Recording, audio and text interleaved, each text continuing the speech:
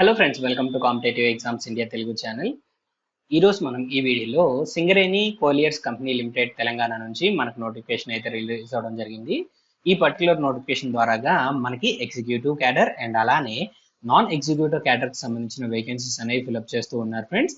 Eligible candidates ఎవరైనా కానీ ఈ జాబ్స్ కి అప్లై చేసుకోవచ్చు. That means age limit and అలానే ఎడ్యుకేషన్ క్వాలిఫికేషన్ మ్యాచ్ అయిన క్యాండిడేట్స్ అందరూ అప్లై చేసుకోవచ్చు ఫ్రెండ్స్. సో ముందుగా మనం గమనించినట్లయితే ఎగ్జిక్యూటివ్ క్యాడర్ కి సంబంధించిన vacancies friends. So management trainee E&M కి మనకి 42 వేకెన్సీస్ ఉన్నాయి. అండ్ అలానే మేనేజ్మెంట్ ట్రైనీ సిస్టమ్స్ కి సంబంధించి మనకి 7 వేకెన్సీస్ ఉన్నాయి ఫ్రెండ్స్. సో ఈ జాబ్ కి సంబంధించిన శాలరీస్ అండ్ ఎడ్యుకేషన్ క్వాలిఫికేషన్స్ నేను ఫర్దర్ గా అయితే మీకు ఎక్స్ప్లెయిన్ చేస్తాను. సో ఇప్పుడు ప్రెసెంట్ అయితే నెంబర్ ఆఫ్ వేకెన్సీస్ అనేవి గమనించండి. అండ్ నెక్స్ట్ ఇక్కడ నాన్ ఎగ్జిక్యూటివ్ క్యాడర్ కి సంబంధించిన vacancies friends. Junior mining engineer trainee కి సంబంధించిన వేకెన్సీస్ అనేవి ఫిల్అప్ చేస్తూ ఉన్నారు, 100 వేకెన్సీస్. అండ్ అలానే అసిస్టెంట్ ఫోర్మెన్ ట్రైనీకి సంబంధించి మెకానికల్ స్ట్రీమ్ లో 9 వేకెన్సీస్ ఫిల్అప్ చేస్తున్నారు. అండ్ అలానే assistant foremen trainee electrical stream కి సంబంధించి 24 వేకెన్సీస్ ఫిల్అప్ చేస్తున్నారు. అండ్ ఫిట్టర్ ట్రైనీకి మనకి 47 వేకెన్సీస్ ఉన్నాయి. ఎలక్ట్రీషియన్ ట్రైనీకి 98 వేకెన్సీస్ అనేవి ఉన్నాయి ఫ్రెండ్స్. టోటల్ ఈ పర్టికులర్ నోటిఫికేషన్ ద్వారాగా మనకి 327 వేకెన్సీస్ అయితే ఫిల్అప్ చేస్తూ ఉన్నారు. అండ్ ఇక్కడ ఏజ్ లిమిట్ మనం గమనించినట్లయితే మనకి ఇక్కడ maximum age limit 30 years friends. SC, ST, BC and physically challenged candidates కి మనకి 5 ఇయర్స్ ఏజ్ రిలాక్సేషన్ అనేది ఇక్కడ ప్రొవైడ్ చేస్తూ ఉన్నారు. SCCL ఇంటర్నల్ క్యాండిడేట్స్ ఎవరైనా ఉన్నట్లయితే వారికి అప్పర్ ఏజ్ లిమిట్ అనేది లేదు. అండ్ అఫీషియల్ వెబ్సైట్ మనం గమనించినట్లయితే www.scclmines.com లోకి వెళ్ళి మనమైతే కెరియర్ సెక్షన్ ద్వారాగా మనం ఈ జాబ్స్ కి అప్లై చేసుకోవాల్సి ఉంటుంది. సో ముందుగా మనమైతే education qualification, salary and remaining details అనేవి ఒకసారి మనం గమనిద్దాం ఫ్రెండ్స్. సో ఇక్కడ ముందుగా మనం శాలరీ డీటెయిల్స్ గమనించినట్లయితే మేనేజ్మెంట్ ట్రైనీ E&M కి మనకి ఇక్కడ పే స్కేల్ రేంజ్ 50,000 నుంచి 1,60,000 వరకు మనకైతే పే స్కేల్ రేంజ్ ఉంది. అండ్ అలానే సిస్టమ్స్ కూడా మనకి ఇదే విధంగా 50,000 నుంచి 1,60,000 వరకు మనకైతే పే స్కేల్ రేంజ్ ఉంది.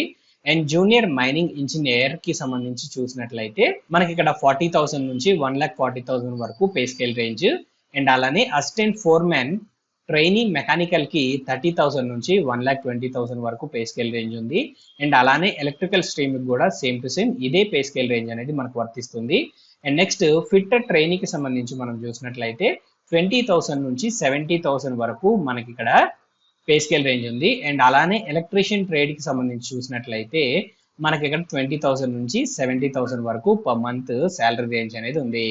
అండ్ ఎడ్యుకేషన్ క్వాలిఫికేషన్స్ మనం ఒకసారి గమనించినట్లయితే మేనేజ్మెంట్ ట్రైనీ E&M కి డిగ్రీ ఇన్ ఇంజనీరింగ్ అనేది కంప్లీట్ చేసుకోవాల్సి ఉంటుంది. అండ్ మేనేజ్మెంట్ ట్రైనీ సిస్టమ్స్ కి BE లేదా బీటెక్ ఇన్ కంప్యూటర్ సైన్స్ లేదా ఇన్ఫర్మేషన్ టెక్నాలజీ లేదా MCA చదువుకున్నట్లయితే మనం ఈ జాబ్స్ కి అప్లై చేసుకోవచ్చు. అండ్ జూనియర్ మైనింగ్ ఇంజనీర్ ట్రైనీకి సంబంధించి చూసినట్లయితే డిప్లొమా ఇన్ మైనింగ్ అడుగుతున్నారు ఫ్రెండ్స్, ఇంజనీరింగ్ డిప్లొమా. అండ్ అలానే అసిస్టెంట్ ఫోర్మెన్ ట్రైనీ మెకానికల్ కి చూసినట్లయితే ఇక్కడ డిప్లొమా ఇన్ మెకానికల్ ఇంజనీరింగ్ అడుగుతున్నారు ఈ జాబ్స్ కి. అసిస్టెంట్ ఫోర్మెన్ ట్రైనీ ఎలక్ట్రికల్ కి చూసినట్లయితే డిప్లొమా ఇన్ ఎలక్ట్రికల్ ఇంజనీరింగ్ అనేది మనకు అడుగుతూ ఉన్నారు. ఫిట్టర్ ట్రైనీకి సంబంధించి చూసినట్లయితే 10th క్లాస్ తో పాటు ITI అనేది కంప్లీట్ చేసుకోవాలి ఫిట్టర్ ట్రేడ్ లో. ఎలక్ట్రీషియన్ ట్రైనీకి చూసినట్లయితే మనకి ఇక్కడ 10th క్లాస్ తో పాటుగా ITI అనేది ఎలక్ట్రీషియన్ ట్రేడ్ లో మనము కంప్లీట్ చేసుకున్నట్లయితే మనం ఈ జాబ్స్ అనేవి అప్లై చేసుకోవచ్చు. మన ఎడ్యుకేషన్ క్వాలిఫికేషన్స్ అన్ని రికగ్నైజ్డ్ యూనివర్సిటీస్ అండ్ బోర్డ్స్ ద్వారాగానే మనం అయితే కంప్లీట్ చేసుకోవాల్సి ఉంటుంది. అండ్ ఫుల్ టైమ్ కోర్సెస్ అనేవి మనం కంప్లీట్ చేసుకోవాలి.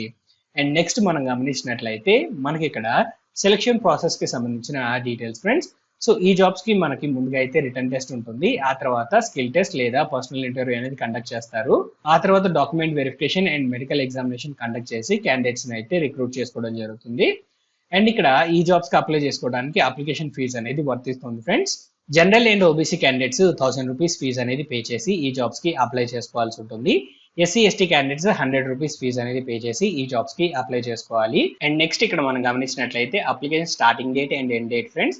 సో నోటిఫికేషన్ రిలీజ్ అయినప్పుడు మనకి అప్లికేషన్ స్టార్టింగ్ డేట్స్ నోటిఫికేషన్ లో 15th of April 2024 నుంచి 15th of May 2024 వరకు అన్నట్టుగా మనకైతే మెన్షన్ చేయడం జరిగింది.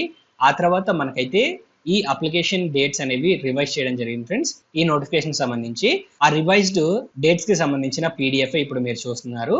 సో ఇప్పుడు కొత్త డేట్స్ ప్రకారంగా అప్లికేషన్ స్టార్టింగ్ డేట్ వచ్చేటప్పటికి 15th of May 2024 నుంచి 4th of June 2024 లోపు అఫీషియల్ వెబ్సైట్ ద్వారా అయితే మనం ఈ జాబ్స్ కి అప్లై చేసుకోవాల్సి ఉంటుంది. సో ఒకసారి మళ్ళీ చెప్తున్నాను ఫ్రెండ్స్, జాగ్రత్తగా గుర్తుపెట్టుకోండి. ఇనిషియల్ గా మనకి ఇచ్చిన డేట్స్ అనేవి క్యాన్సిల్ చేయడం జరిగింది, అప్లికేషన్ డేట్స్. సో ఇప్పుడు రివైజ్ చేసిన డేట్స్ 15th of May 2024 నుంచి 4th of June 2024 లోపు అఫీషియల్ వెబ్సైట్ ద్వారా అయితే మనం అప్లై చేసుకోవాల్సి ఉంటుంది. మీరు ఈ నోటిఫికేషన్కి అప్లై చేసుకోవాలి అనుకున్నట్లయితే అప్లై చేయడానికి కావాల్సిన లింక్స్ డిస్క్రిప్షన్ లో ఉంటాయి ఫ్రెండ్స్. మీరు ఆ లింక్స్ ద్వారాగా ఈ జాబ్స్ కి అప్లై చేసుకోవచ్చు. సో ఈ నోటిఫికేషన్ సంబంధించిన కంప్లీట్ డీటెయిల్స్ అనేవి మీకు అందాయని ఆశిస్తున్నాం ఫ్రెండ్స్. ఈ వీడియో కనుక మీకు నచ్చినట్లయితే please like, share and subscribe to our channel. Thank you.